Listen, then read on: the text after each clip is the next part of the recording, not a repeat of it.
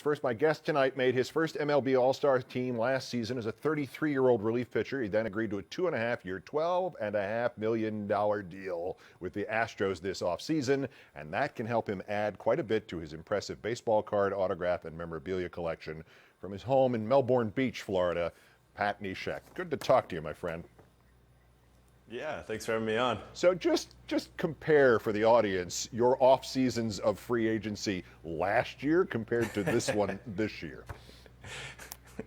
Well, I just tweeted something on Twitter. I said, I tweeted a tweet you had, that said, Pat, signed with the Cardinals last year on this day, and I think spring training started 2 days later. So on February 8th, I was already in camp, and we still got 12 days to go this year. But oh man, it's last year I was begging for a job, and it came down between the Brewers and the Cardinals, and I wanted a little bit more money on a minor league AAA deal, and it just didn't happen with the Brewers, so I took the Cardinals, and it was crazy. And this year you were being pursued, so the multiple choices are what you want in that situation.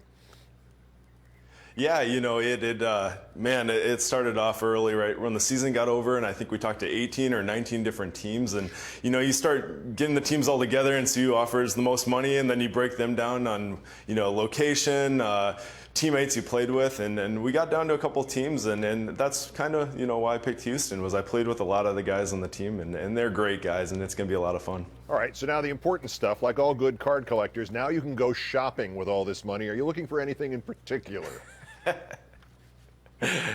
I told a couple of guys asked, Trevor Rosenthal said, what are you going to do? And I said, he was asking me back in July, and I said, man, if I finish the year great, I'm buying a Honus Wagner card next year at this time. And, and hopefully I can snag one off you. I know you own a couple of them. So.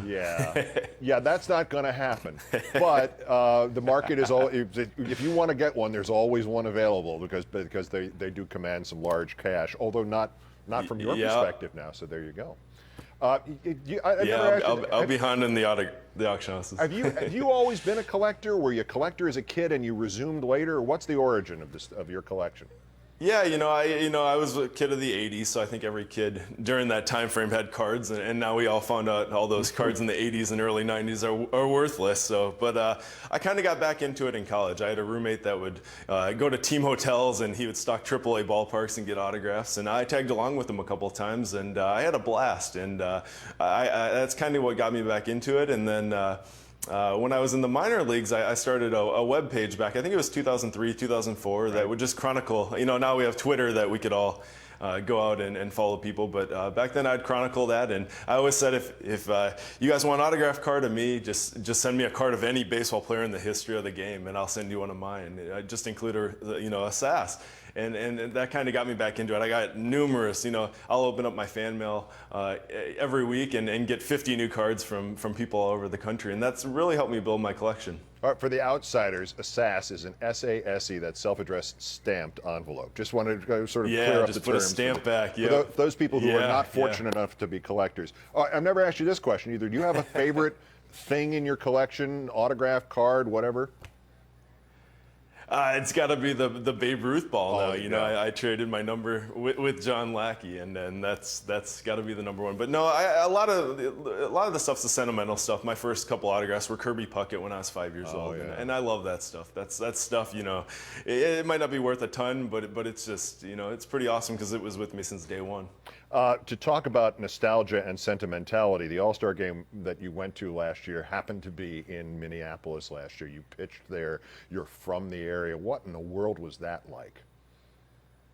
It was just a totally, what a year. We had our son Hoyt, he was born, and May I started looking, hey, the All-Star game's in Minnesota and I'm pitching really well. Maybe if I keep this up for a month, I might be in the conversation. But I was so close in 07, almost making it, and then I just hate that letdown moment. And I never really thought it was going to happen, and then I did really good. And one day I walked in and Mike Matheny told me I made the team, and holy cow, it was beyond my wildest dreams. And now the big money and a team that it believes it has playoff expectations, and most importantly, pitchers and catchers report 2 weeks from today, so you have time. You can actually plan it rather than last year. It's just you know where you're going. Pat Neshek of the Houston Astros, best of luck this season, and when I say that, I mean best of luck trying to get that Wagner. Yep. Yeah, I'm gonna do it. Adam Wainwright said I wouldn't do it, but I'll do it. I know you will, but you're not getting any of mine. All right, Pat. All the best. Talk to you during the year. Thanks again.